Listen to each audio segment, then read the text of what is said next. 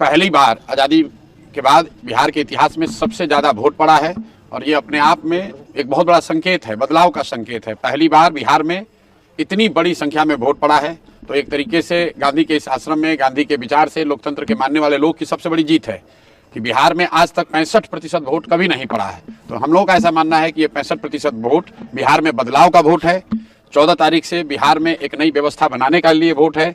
ये वोट इस बात के लिए है कि बिहार में भी अब बच्चों के लिए पढ़ाई और रोजगार हो, बिहार के बच्चों को भी आगे पलायन न करना पड़े, 10-12 हज़ार के रोजी रोजगार के लिए घर परिवार बिहार गांव छोड़कर बाहर नहीं जाना पड़े, बिहार में भ्रष्टाचार खत्म हो।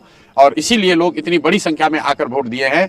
जितने भी पत्रकार हैं, विशेषज्ञ हैं, राजनेता हैं, किसी को अंदाजा नहीं था, किसी को अंदाजा नहीं है कि इतना लोग वोट दिया कौन है।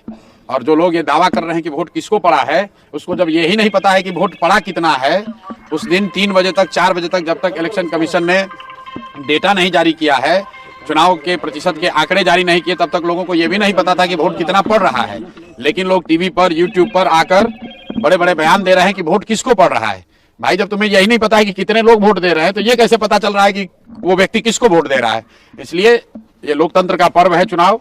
14 तारीख को परिणाम आने दीजिए, आपको दिखेगा बिहार में देश का राजनीतिक इतिहास लिखा जाता हुआ दिखेगा। जिस तरीके से चंपारण के इसी धरती से गांधी जी ने स्वतंत्रता की लड़ाई में एक नया इतिहास रचा था, एक नया सूत्र दिया था, एक नया हथियार दिया था, उसी तरीके से हम लोग का विश्वास है कि गांधी के 75वां आश्रम से जो जन स्वराज का अभियान शुरू हुआ है, वो न सिर्फ बिहार में बल्कि बिहार के बाहर भी 14 तारीख को जब परिणाम आएंगे तो लोग एक इतिहास, नया इतिहास रचा जाता हुआ देखेंगे। स्कूल का बस्ता छाप पर बटन दबा, जन स्वराज को विजयी बना।